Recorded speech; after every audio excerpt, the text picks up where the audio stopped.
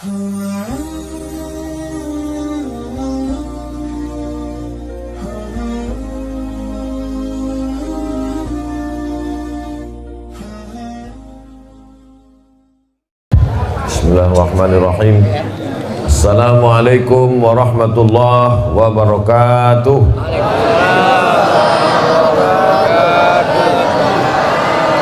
Alhamdulillah wassalatu wassalamu ala Rasulillah Sayyidina wa maulana Muhammad ibni Abdillah wa ala alihi wa sahbihi wa man tabi'ahu wa mawalah. Subhanaka la ilma lana illa ma 'allamtana innaka antal alimul hakim. Rabbi syrah li sadri wa yassir li amri wa hlul 'uqdatam min lisani yafqahu qawli. Bapak-bapak, ibu-ibu, hadirin hadirat, alim ulama, cerdik pandai, tokoh masyarakat, yang besar tak diimbau gelar, yang kecil tak dapat disebut nama, insyaallah semuanya dimuliakan Allah Subhanahu wa taala. Amin ya rabbal alamin.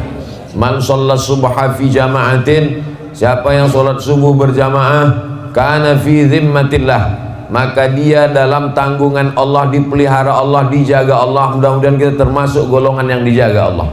Amin. Man shalla subha fi jama'atin, siapa yang salat subuh berjamaah, faka'annama shallal laila kullah, dapat pahala seperti sholat sepanjang malam. Mudah-mudahan kita istiqomah sholat subuh berjamaah. Subuh ini kita akan mengkaji tentang salasun muhlikatun, 3 yang dapat membinasakan manusia. Saya sampaikan dulu materi ini, nanti tulis dari sekarang kalau ada pertanyaan terkait masalah sholat, zakat, puasa, haji, wakaf, infak, sodakoh, apapun namanya, kita tulis di kertas, nanti saya jawab. Saya sampaikan dulu hadis tentang salasun muhlikatun, 3 yang dapat membinasakan manusia. Yang pertama yang membinasakan kita ini adalah syuhun muta'un, sifat syuh yang selalu ditaati, diikuti. Syuh ini selalu diterjemahkan dengan pelit. Pelit ini dalam bahasa Arabnya 2, satu bakhil, satu syuh. Beda bakhil sama syuh begini. Bahasa Indonesianya diterjemahkan bakhil pun pelit, syuh pun pelit, tapi sebetulnya beda. Bedanya begini, misalnya kita pulang dari masjid ini, jalan ke tempat lontong sayur, misal kita pun makan, pas giliran membayar, saya keluarkanlah duit. Berapa harga lontong sayur di Air Joman? 10.000. Sebetulnya 10, tapi kan udah lama kenal 6.000 lah. Nah, kan? Saya keluarkanlah duit 6.000. Saya bilang, Bu, berapa Bu? Kata ibu, itu semuanya 60 Pak, karena kalian 10 orang. Saya keluarkan 6.000. Saya bayar yang punya saya aja. Tak mau duit saya itu meleleh ke orang lain. Itu namanya bakhil. Apa namanya? Bakhil. Kalau duit itu hanya untuk dia saja, itu namanya orang ini bakhil. Kalau syuh tadi, pas giliran membayar, dibilangnya kawannya, sakit pula perutku. Duit dia jangankan ke orang lain, ke perut dia sendiri pun tak mau dia. Duit dia disimpannya untuk beli sawit. Duitnya tak mau meleleh sama sekali. Itu namanya syuh. Jadi antara bakhil dengan syuh mana yang lebih parah? Syuh. Makanya dalam Quran dikatakan, wa may yuqa syuhha nafsihi, siapa yang selamat dari penyakit syuh, faulaika humul muflihun. Ulaika humul muflihun, itulah orang beruntung. Subuh ini insyaallah kita selamat dari penyakit syuh. Amin. Kalau mau ngetes nanti balik dari sini, pergilah ke tempat lontong sayur. Biar nampak mana yang bakhil, mana yang syuh. Biasanya orang kalau dapat meteran, dapatnya meteran, itu dipakainya untuk mengukur orang apa untuk mengukur dirinya? Mengukur orang lain. Begitulah orang kalau udah pengajian, dipakainya untuk mengukur orang lain. Habis itu nanti makan, ini kawanku ini udah bakhil nih nampaknya. Kawan ini syuh. Kalau kita tidak, Kita kalau dapat ilmu itu untuk mengukur diri kita tidak bakhil, kita tidak syuh, insya Allah kita termasuk orang-orang yang dermawan, insya Allah. Amin. Makanya ada orang dikasihnya nama anaknya, siapa nama anak kau itu? Dermawan. Kenapa? Suka mencari derma. Dermawan itu bukan itu maksudnya. Dermawan itu dia suka berbagi kepada orang lain karena sudah selamat dari penyakit syuh. Yang membinasakan yang pertama manusia ini adalah syuhun muta, sifat bakhil, pelit, kikir, medit, kedekut, apa lagi? Polit, pedangki. Yang dipeturutkan manusia ini makin tua makin pelit atau makin dermawan? Mengaku orang ini. Manusia ini kata orang, ibu kenapa tak bersedekah bu? Nantilah Pak Ustadz, anakku masih sekolah. Nanti kalau udah tamat anak ini sekolah, insya Allah begitu tamat anak sekolah makin pelit. Kenapa? Anak kuliah pula, biaya makin mahal. Semester belum dibayar. Mau uang ujian, mau uang wisuda lagi. Sidang terbuka 10 juta, sidang tertutup 15, buka tutup 25. Nantilah Pak Ustadz, kalau udah wisuda anakku ini insya Allah aku mau menyumbang. Begitu anak wisuda tak juga. Kenapa? Anak mau kerja pula, menyiapkan duit sogoknya lagi. Betul tidak? Betul. Betul semua kata orang. Memang itu tuh. Begitu anak udah kerja, nanti kalau anakku ini udah kerja insya Allah aku mau menyumbang Pak Ustadz. Begitu anak udah kerja tak juga. Kenapa? Biaya nikah lagi. Tahulah berapa sewa gedung. Bukan cukup sekarang pakai layar tancap. Nantilah Ustaz kalau anak ini udah nikah insya Allah. Begitu udah anak udah nikah pelit juga. Kenapa? Mengandung pula cucu mau lahir, takut operasi sesar. Menantu tadi asik tidur siang. Jadi kalau dipeturutkanlah bakhil ini sampai mati kita tidak akan pernah bersedekah. Ini kita ini sekarang di daerah mana ini? Erjoman. Saya tak tahu. Berangkat dari Silaute, pejam mata saya tiba-tiba sampai pokok karet. Pejam sekali lagi nampak sawit. Pejam sekali lagi nampak masjid. Orang daerah Erjoman ini, daerah lingkungan masjid kita ini, orangnya sudah selamat semua dari penyakit bakhil. Amin. Dari mana Ustaz tahu? Masjidnya bagus. Ini menunjukkan orangnya mewakafkan tanah. Ke belakang saya tadi wudhu, tempat wudhunya bagus, toilet, kerannya banyak, tengok. Entah hidup atau tidak, wallahu a'lam. Hidup. Tak ada lagi tanah tempat parkirnya, keramik turun sampai ke bawah. Udah itu pula lantai teruslah sampai halaman sana, pagar pula cantik. Mudah-mudahan yang membangun masjid ini kalau dia meninggal dunia dilapangkan Allah kuburnya. Amin. Kalau dia masih hidup diberkahi Allah rezekinya. Amin. Barakallahu lakum fima ataitum wa barakallahu lakum fima abaqaitum wa ja'alakum tahuran. Begitu cara mendoakan orang yang berwakaf bersedekah. Barakallahu lakum fima ataitum wa barakallahu lakum fima abaqaitum wa ja'alaha lakum tahuran. Kalau hafal. Kalau tak hafal gerak-gerakkan aja mulut. Mana tahu nanti ada orang minta doa kan. Bu, ibu kan orangnya pengajian, ya tolong doakan bu sedekah kami ini. Kalau ditanya apa doa ibu, so aku tanya, antu antara aku sama Allah aja lah. Nah, macam mana cara mengobati penyakit bakhil, bin medit, bin kedekut, bin kikir, bin pedangki, bin polit tadi? Cara mengobatinya adalah pergi ke rumah sakit, menengok orang sakit jantung, darah tinggi, diabetes, kanker. Ada guna duit di situ? Ada.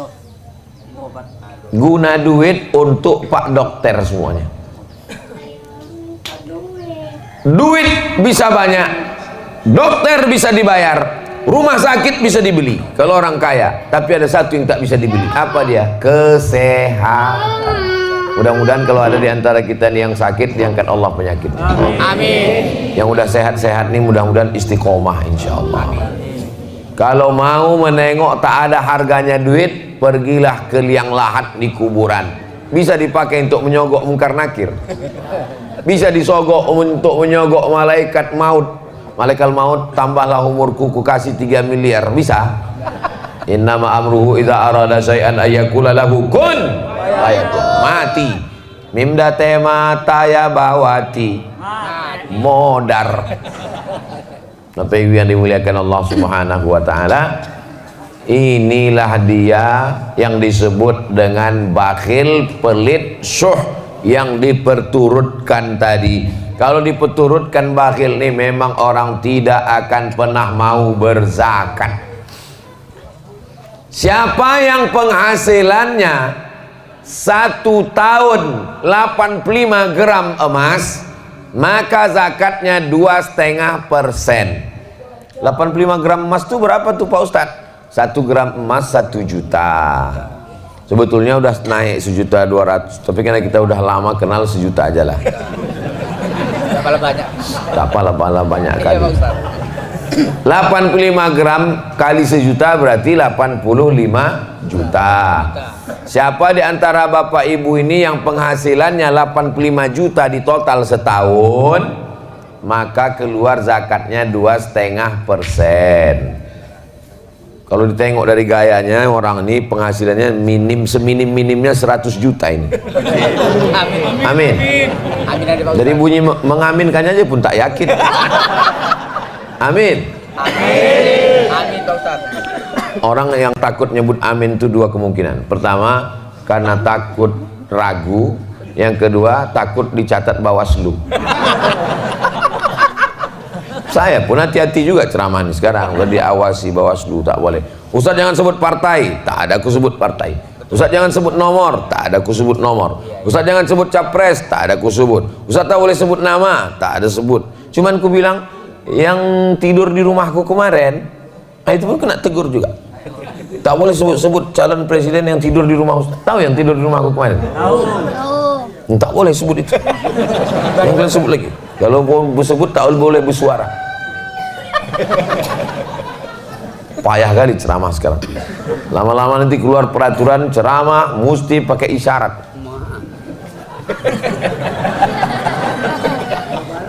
Bapak Ibu yang dimuliakan Allah Subhanahu wa taala, maka keluarkan zakat 2,5%. Kalau 100 juta zakatnya 2,5%, berapakah zakat dari 100 juta?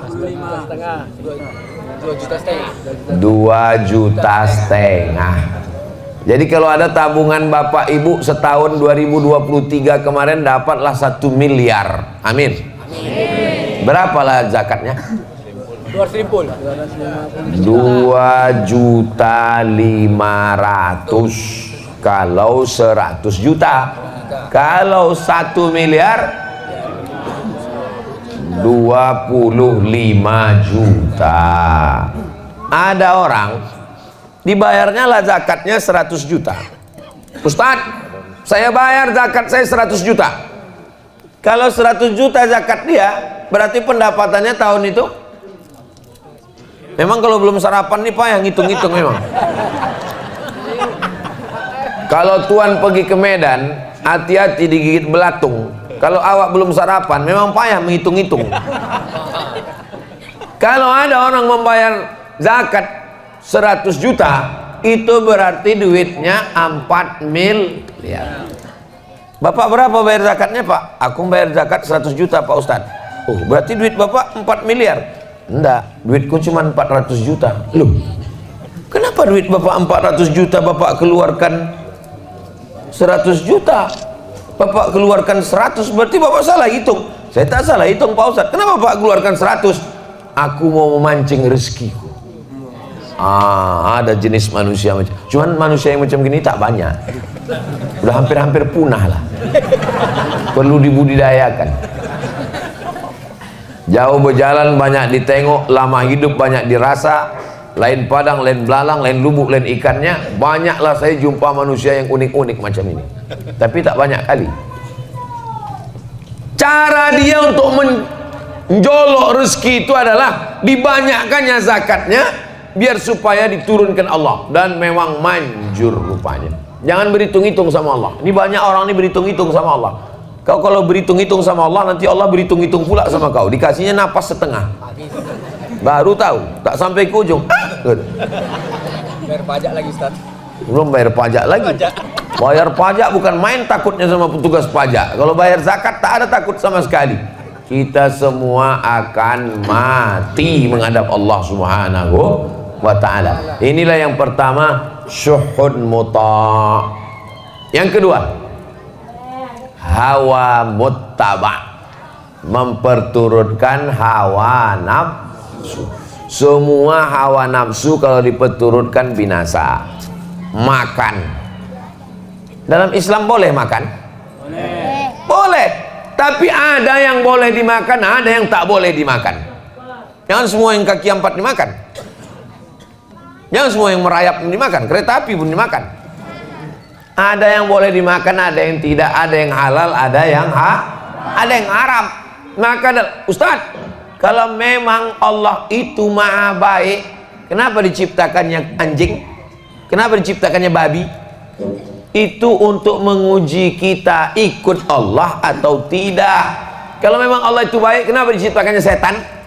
Allah menguji kita, apakah kita ini memperturutkan hawa nafsu atau tidak.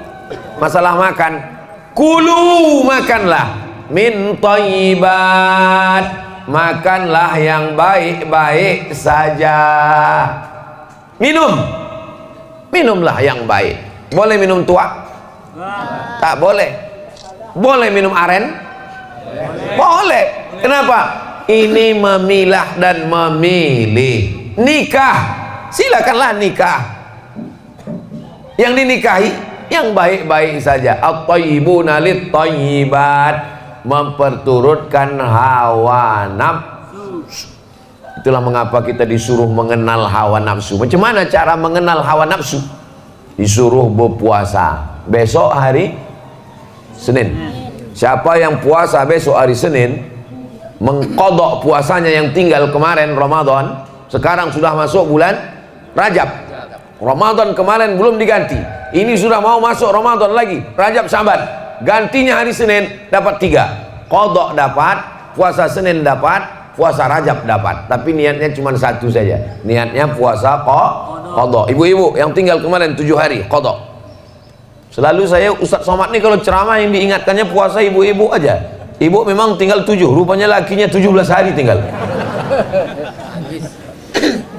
Faman kana minkum maridhan, siapa yang kemarin sakit, au ala safarin, musafir, fa iddatum min ayyamin ukhar, diganti di hari yang lain. Itulah yang kemarin musafir. Ustaz kemarin ada musafir? Ada.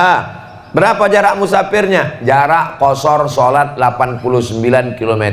Dari Air Joman ke Medan itu 180 km. Kalau tak percaya hitung sendiri. Bisa qashar? Bisa, lewat 89 km. Asal bisa qashar boleh tak puasa. Sampai di kereta api, makannya sate, dimakannya kerang, dimakannya udang. Datang orang, kau Islam, kenapa kau tak puasa? Faman kana minkum maridhan aw ala safarin fa iddatum min ayyamin ukhra. Ada bapak-bapak badannya tegap berotot, kumis melintang, berbisik bertanya ke saya, Ustaz, apa hukumnya tak puasa? Kenapa bapak tak puasa? Badan bapak sehat. Buah pinggangku udah dicabut dokter 1. Tak bisa aku tak puasa Pak Ustadz, tak boleh kerja berat, tak boleh tak masuk energi ke badan, aku mesti puasa. Maka kalau bapak tak bisa puasa, diganti di hari yang lain. Tapi di hari yang lain saya tak bisa puasa Pak Ustadz. Ramadan tak bisa, Syawal tak bisa, Zulqa'dah tak bisa, sampai mati tak bisa. Maka dibayarkan fidyah. Apa pula fitrah? Dibayarkan fidyah. 1 hari porsi makan 3 kali, makan pagi, makan siang, makan malam. Lontong pagi 10, makan siang 15, makan malam 15, 10, 40. Jangan hitung-hitung sama Allah, hitung juga lah cendolnya, cuci mulutnya, buahnya, paketkan 50. Berarti yang tak bisa puasa sebulan berarti 50, 500, 1,5 juta. hawa muttaba. Tapi kalau orang memperturutkan hawa nafsu, disuruh kita puasa untuk mengenal hawa nafsu. Jam 2 siang, mau orang kaya, mau orang miskin, mau diplomat, mau pejabat, kalau udah jam siang mukanya pucat, lapar, haus, mau mengamukannya bawaannya. Betul? Menengok air sungai ular di Medan, mau menengok sungai Delhi, mau menengok sungai, ditengok air sungai Danau Toba, rasanya mau diminum semua, tak hilang haus. Tapi begitu terdengar suara azan, Allahu Akbar, Allahu Akbar, masuk 2-3 teguk kurma 2 biji, hilang hawa nafsu. Itulah hawa nafsu itu. Hawa nafsu ini semua rasanya. Anak-anak muda nih kalau sebelum nikah ini, wow, semua playboy cap tupai. Semua anak gadis orang mau dinikahinya. Tapi begitu sudah nikah, punya anak, pas ditanya, "Cemana?" "Cukuplah Pak Ustadz, satu ini aja pun udah mau mati kayak rasanya." Ampun. Begitulah hawa nafsu ini. Maka yang paling bahaya ini adalah memperturutkan hawa. Kira-kira kalau manusia ini dikasih duit 1 ton emas, cukup apa tak cukup? Lau kana li bani Adam wadiyan min zahab, seandainya manusia ini punya 1 lembah dari emas, ini bukit, di tengah ini ada lembah, isinya emas semua, walan tamla fahu illa turab, tidak akan pernah puas sampai mulutnya disumbat tanah. Nah, maksud disumbat tanah tuh mati, masuk liang lahat, masuk cacing tanah ke mulut, barulah kata dia cukup ya Allah. Makanya kalaulah orang tidak memturutkan hawa nafsu, selamatlah dunia akhirat. Doakan supaya yang ceramah ini pun tidak diperturutkan hawa nafsu. Amin. Karena tapi ustadz kan ustadz, masa ustadz digoda setan juga? Ustadz, yang setan yang menggodanya ustadz setan juga. Dia memang setan, tapi di kalangan setan itu dia ustadznya setan. Ustadz kan tamat dari Mesir. Iya, yang menggoda itu juga setan dari Mesir juga. Anak-anak buah Fir'aun. Maka didoakan jamaah ini kalau mendoakan jangan doakan cuma anak bininya, doakan juga ya Allah Ustadz Somad itu pun janganlah lagi dia diperturutkan hawa nafsu, supaya kita ini bisa mengendalikan hawa nafsu. Nafsu makan, nafsu minum, nafsu jabatan, nafsu politik, nafsu kekuasaan, nafsu. Selamat daripada hawa nafsu. Selama masih makan, selama masih minum, selama darah masih mengalir, maka pasti ada hawa nafsu. Kalau mau tahu nafsu sudah tak ada ketika ruh keluar dari jasad. Bapak Ibu pernah tak menengok, waktu nengok jenazah pas buka, tiba-tiba jenazah itu bilang, "Ada tak lontong sayur?" katanya. Pernah nengok jenazah minta makan? Itu menunjukkan selama nafsu masih ada, artinya selama jasad ini masih ada ruh, masih bersemayam. Tapi kalau sudah tak ada lagi, insya Allah. Jadi kalau ada orang yang ngomong, "Ustadz Somad, iya saya ini tak ada lagi hawa nafsu saya," berarti kau udah mati. Kita ini semua ada hawa nafsu, cuman bedanya ada yang memperturutkan hawa nafsu, ada yang bisa melawan hawa nafsu. Usahakan kalau pengajian subuh itu berhentinya masuk waktu maghrib. Gimana pengajian subuh masuk waktu maghrib Pak Ustaz? Maghrib di Air Joman jam berapa? Jam 6 lewat 18.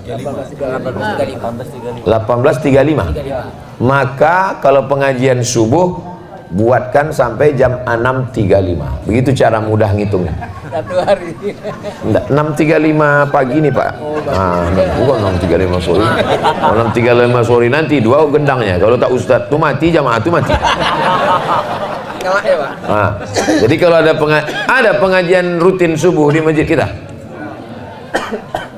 pas saya tanya ada, bingung jamaahnya ada atau tidak. Dia mau bilang ada takut karena tak pernah hadir, mau bilang tak ada takut ada. Jadi kalau mana tahu buat acara pengajian subuh nanti Ramadan, buatkan pengajiannya itu sampai waktu sesuai maghrib. Ini kan waktu ini berubah ini. Nanti kalau kebetulan maghribnya 6.15, berhenti pas jam 6.15. Gunanya untuk apa? Supaya kita berhenti itu masuk waktu sholat sunat isyraq. pakai qaf, isyraq. Kalau pakai kaf, isyraq syirik. Kau sholat apa tadi? Aku sholat isyraq, sholat syirik. Isyraq artinya sholat waktu terbit matahari. Sholat terbit matahari ini keutamaannya 4. Pertama, sholat subuh berjamaah. Yang kedua, duduk iktikaf di masjid. Yang ketiga, berzikir. Yang keempat, sampai terbit matahari.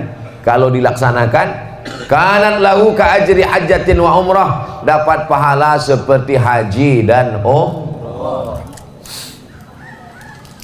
Nah, udah buku kok ayam.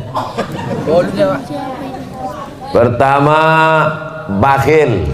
Yang kedua, memperturutkan hawa nafsu. Yang terakhir, yang ketiga. Kami perhatikan Ustaz Somad dari semalam ceramahnya di Silau Laut, di Air Joman, nanti di Tanjung Balai, 3 terus. Kenapa 3? Karena Kak Nur Aini ini nomor 3. Yang ketiga, fokus ini dulu, itu nanti yang ketiga. Yang ketiga adalah i'jabur rajuli li nafsihi, merasa kagum dengan diri sendiri. Nah, ini penyakit yang berbahaya nomor 3. Di antara kita ini semua yang ramai ini di masjid nih, siapalah yang paling bisa kena penyakit ujub, kagum? Saya ini yang paling bisa. Disediakan tempat di depan, diminta jadi imam, disediakan kursi. Orang nyari-nyari kursi, saya dikasih kursi. Disediakan meja, disediakan air putih. Sebentar lagi teh manis datang, kopi susu, bandrek. Sebentar lagi nasi, air masih mendidih. Jadi yang paling bisa kena penyakit ujub saya inilah, ujub. Penyakit ujub itu apa? Penyakit merasa kagum dengan diri sendiri. Pak Haji, pernah Pak Haji sholat di masjid di Air Joman? Oh, masjid itu aku yang bangun. Kalau bukan karena aku.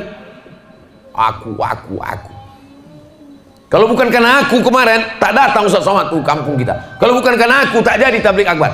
Kalau ada orang begitu, sikit-sikit aku bilang sama dia, Pak, di dalam Quran itu yang selalu nyebut aku ada 3. Yang pertama Fir'aun, yang kedua Qarun, yang ketiga setan, yang keempat bapak.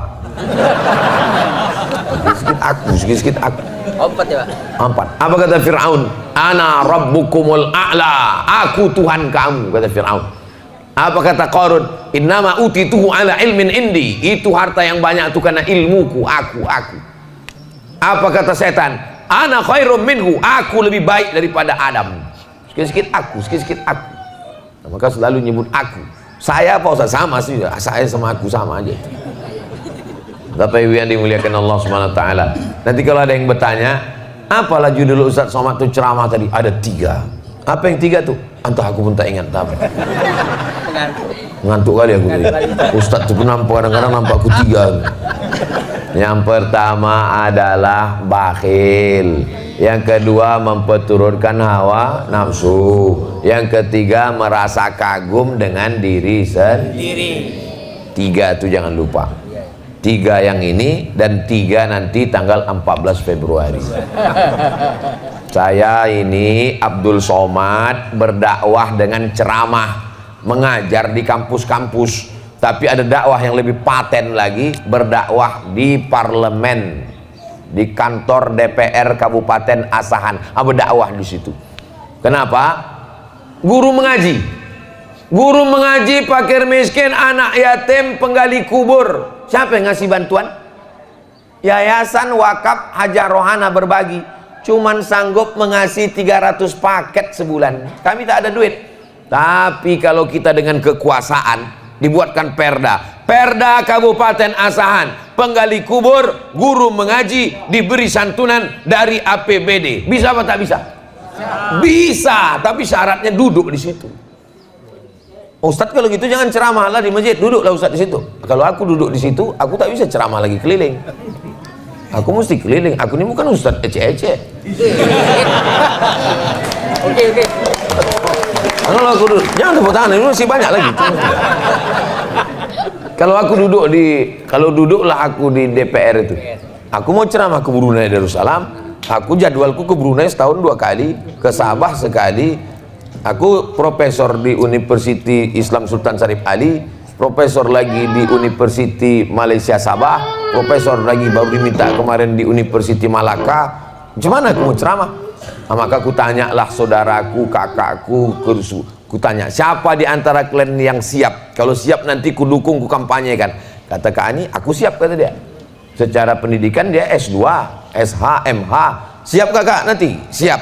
Nah, insya Allah nanti aku keliling 3 kecamatan. Kecamatan mana aja? Kecamatan Silo Laut, Kecamatan Air Joman, Kecamatan mana lagi Kak?